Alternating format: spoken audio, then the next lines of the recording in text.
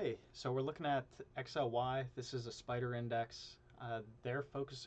XLY is focusing on consumer discretionary, and I can pull it up, just the top holdings, but this one has um, surprisingly Tesla's in the top holdings. I think McDonald's, just like extra purchases, things would buy. So we have Amazon, Burger King, Lowe's, McDonald's, Nike, Starbucks, Target, Tesla, Home Depot, and TJ Maxx. The biggest being Amazon and Tesla. Those two making up about 40% of the total holdings in this one. So it looks like last time we looked at this, which was only about 10 days ago, we noticed that it's in a downtrend right now, and it seems to be hitting that uh, almost on the nose. Long term, though, you can see it's in an uptrend. That's what these purple lines are. So if we zoom out to a quarterly basis, that's kind of where we got it. More so, we were trying to track uh, just the initial uptrend going back to 2019. Then it just skyrocketed in 2020, and now it's pulling back. So if we zoom back in to our weekly chart over the past, this shows roughly the past 3 years, and we'll zoom in a little bit more to show the past 2 years. But this kind of shows, in terms of the long-term uptrend, we are not quite in the middle. We're still on the upper half, but very close to the center of the overall uptrend. We're very close to that green buy point that we marked out. It acted as a support line for a number of weeks back in mid 2022. Again, in the later portion of 2022, it did break below that point, but it bounced right back, and now it tested that point, broke it just a tiny bit, but didn't stay there very long, maybe just a day or two, and now we're back above that buy point. So what I'm going to do here is I just want to update my chart, which didn't really change much. When we last looked, it was at 143, and now it's at 141. We can keep that buy point at 137, realizing it's in a intermediary. I think we'll say um, short-term downtrend, but long-term uptrend. And so hopefully that's not too big of a column for us. But yeah, so if we zoom in a little bit more, that kind of keeps that's the 2 year chart would be right around here. So from here over, it's 2 years. I just kept it a little zoomed out so we can see both sides of the purple. So we have a few downtrends in here. We marked out this, which it's not perfectly parallel, but it's pretty close. You can see it's hitting that upper downtrend line, and it keeps bouncing lower. And right now it's getting close to hitting that point again. We'll see how it plays out in the next week. After hours, it's up just about 0.5%. We'll see how it continues to play out. But currently, we would imagine it's going to maybe touch that point, maybe get slightly above, and then continue to trend downwards. And then we have this initial downtrend line, which is just one example of how it's going. It seems like it's slowed down, and that's why we drew in the second downtrend line. With that downtrend line, while keeping in the upper limit of our initial downtrend line, and then our secondary downtrend line, which shows a lessening in our downtrend pattern, we would imagine that a point of interest is going to come about maybe around like August or September of this year, where if it continues to kind of chop sideways and trend downwards, we'll kind of see which pattern is the dominant one. I imagine it's going to be this this intermediary downtrend where, yes, we continue to make lower lows, but it's not going to be as aggressive as our initial downtrend line. Of course, we'll see how that plays out. but this seems to be acting very strong in terms of resistance. So even though I'm saying now is a decent time to buy, for me, I think there's a high probability that it's going to continue to trend downwards. Not sure how long that's going to last.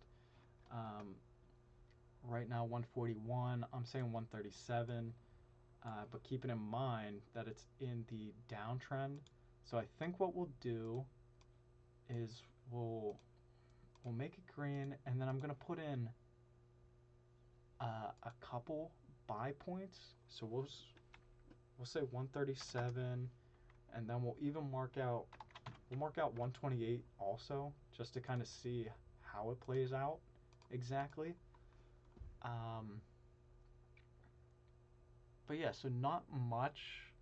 I'm not none of my lines I think are worth updating right now. I think they're still in good standings. Uh, of course, we'll continue to monitor this, but yeah, I guess with the again sticking to the theme that I've been hearing that the market's going to continue to pull back. Um, if it's pulling back, I have to imagine that means people are not spending as much, which means this one does make sense that it'll continue to trend downwards.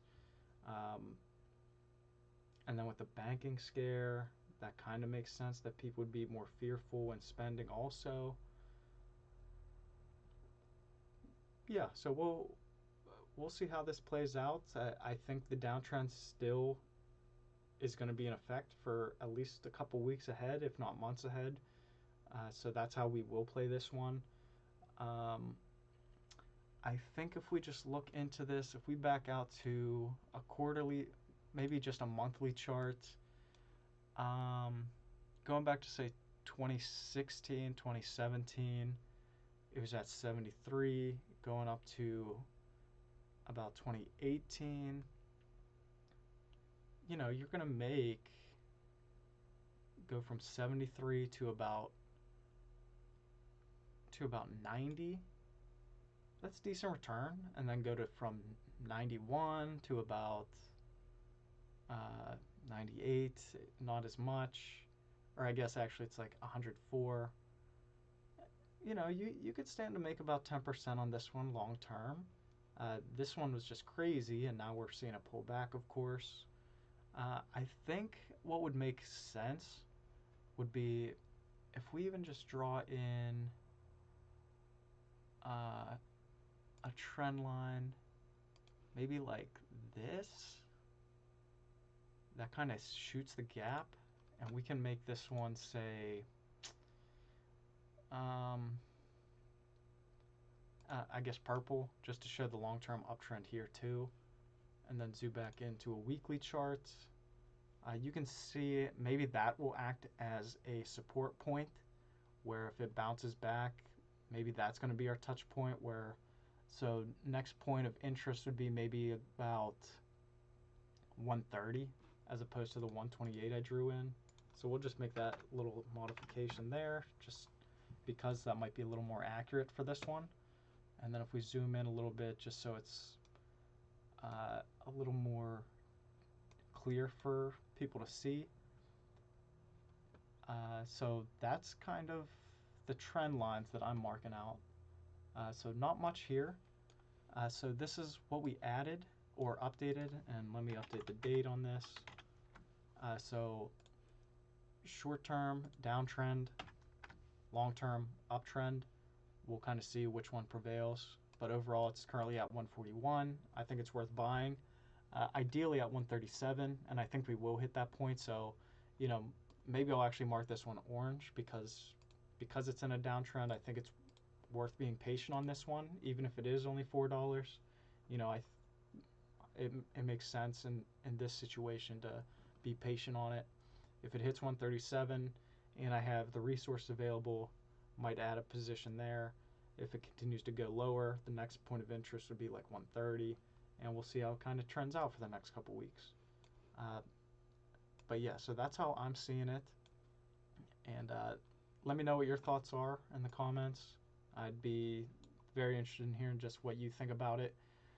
But yeah, so a lot of different uh, indicators in this one. We'll kind of see how it continues to play out. I do think the downtrend will continue to be the dominant uh, flow of how this one trades out. There was a strong buy point this last week, so maybe it's over. We'll find out. Um, but yeah, I think today it's we'll see if the downtrend continues, but that's how I'm seeing it. So, uh, again, let me know what you think in the comments, and be happy to read that. Otherwise, please like, subscribe, and I'll see you on the next one.